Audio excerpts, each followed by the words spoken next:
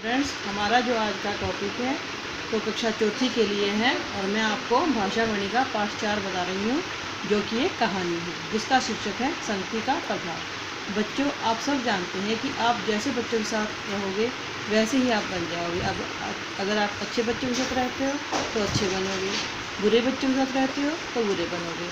तो मेरे कहने का मतलब यही है कि संगति का प्रभाव सभी पर जरूर पड़ता है। आज हम इस कहानी में यही पढ़ेंगे। प्रत्येक जीव पर संगति का प्रभाव अवश्य पड़ता है। आइए पाठ पढ़कर जानते हैं।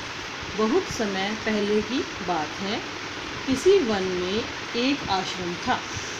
आश्रम के चारों ओर देवदार और बांस के लंबे लंबे वृक्ष यानी पेड़ थे। वेद मंत्रों का उच्चारण यानी वेद मंत्र वहाँ बोले जाते थे और यज्ञ की सुगंध यानी खुशबू उस आश्रम के वातावरण को पवित्र मतलब शुद्ध कर रहे थे। आश्रम के आचार्य जो कि गुरु जी होते हैं उनको बोलते हैं। आश्रम के आचार्य वरद ऋषि का नाम क्या था? वरद ने अपने 2 शिष्य होते हैं जो छात्र होते हैं उनको बोलते हैं, पास बुलाकर कहा, वत्स यानी बेटा, यहाँ से कुछ दूर गुरु वासुकी का आश्रम है। तुम दोनों उनके पास जाओ और शेष जो बची हुई शिक्षा है वही प्राप्त करो। गुरु से आज्ञा लेकर शिष्य यात्रा पर निकल पड़े। अभी वे कुछ ही दूर गए थे कि उन्हें एक तोते बेचने वाला दिखाई दिया। उन्होंने पास जाकर एक तोते का दाम मतलब कीमत पूछा। तोते बेचने वाले ने कहा, इसका मूल्य 5 रुपये है। फिर दूसरा शिष्य बोला, उस दूसरे तोते का क्या दाम है? मैंने उसका दाम 50 रुपये बताया। दोनों ने हैरानी से पूछा, एक 5 रुपये का और दूसरा 50 रुपये का, ऐसा क्यों? तोते वाला मुस्कुराकर बोला, लो खुद ही जान लो इस अंतर का क्या कारण है। ऐसा कहकर उसने महंगे तोते को कहा, कुछ बोलो ज्ञानमणि, यानी ज्ञानमणि उस तोते का नाम था जो महंगा था, शांत क्यों बैठे हो? तभी वह मधुर वाणी में हरे राम बोलने लगा। अब दूसरे तोते को कहा, दुर्मुख, यानी दूसरे तोते का नाम दुर्मुख था, दुर्मुख तुम भी तो मुंह खोलो।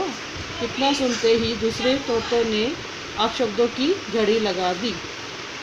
दोनों शिष्य बहुत हैरान हुए और तोतों की वाणी में अंतर का कारण न समझ सके। गुरु वासुकी के आश्रम पहुंचकर दोनों शिष्यों ने आचार्य को अपने आने का कारण बताया। उन्होंने तोते वाली घटना को भी बताकर तोतों की वाणी के अंतर का भेद जानने की इच्छा प्रकट की, यानी अपने मतलब उन्होंने ये माना कि हमें आप इसके बारे में बताओ। गुरुजी बोले, वत्स तुम बहुत थक गए हो, इसलिए भोजन करके विश्राम मतलब आराम कर लो। प्रातःकाल यानी सुबह इस विषय पर चर्चा करेंगे। प्रातःकाल यानी सुबह आचार्य वर ने सभी शिष्यों से उन आगंतुक जो आए हुए शिष्य उनका परिचय करवाया, इंट्रोडक्शन करवाया और तोते वाली घटना सुनाई। सभी शिष्यों ने गुरु जी से यह आग्रह होता है प्रार्थना किया कि वे उन तोतों की वाणी में अंतर का कारण बताएं। आचार्य वासुकी ने शिष्यों से कहा, ये दोनों तोते एक घोंसले में निवास करते थे यानी रहते थे। एक दिन एक जंगली हाथी के वृक्ष हिलाने के कारण इनका घोंसला टूट गया और दोनों जमीन पर गिर पड़े। पंख न होने के कारण दोनों उड़ न सके। तभी एक बुरा व्यक्ति जो अपशब्द यानी बुरे शब्द बोल रहा था, एक तोते को अपने साथ उठाकर ले गया। थोड़ी देर बाद वहाँ से एक संत गुजरे, संत यानी साधु, जो हरे राम का भजन कर रहे थे। तभी उनकी नज़र दूसरे तोते पर पड़ी और वे उसे उठाकर अपने साथ ले गए। अब गुरुजी ने उन दोनों आगंतुक होते हैं जो आए हुए शिष्य में से एक की तरफ और मतलब तरफ इशारा करके कहा, प्रिय शिष्य, तुम इस भिन्नता यानी अंतर का कारण बताओ। शिष्य ने खड़े होकर उत्तर दिया, गुरुवर, दोनों एक ही माता की संतान हैं। दोनों ने एक ही घोंसले में कुछ समय बिताया है, किंतु कुछ समय के बाद एक को अच्छी संगति मिली यानी संत का साथ मिला, जिससे उसकी वाणी मधुर बनी दूसरे को बुरे व्यक्ति की संगति मिली, जिससे वह अपशब्द यानी बुरे शब्द बोलना सीख गया।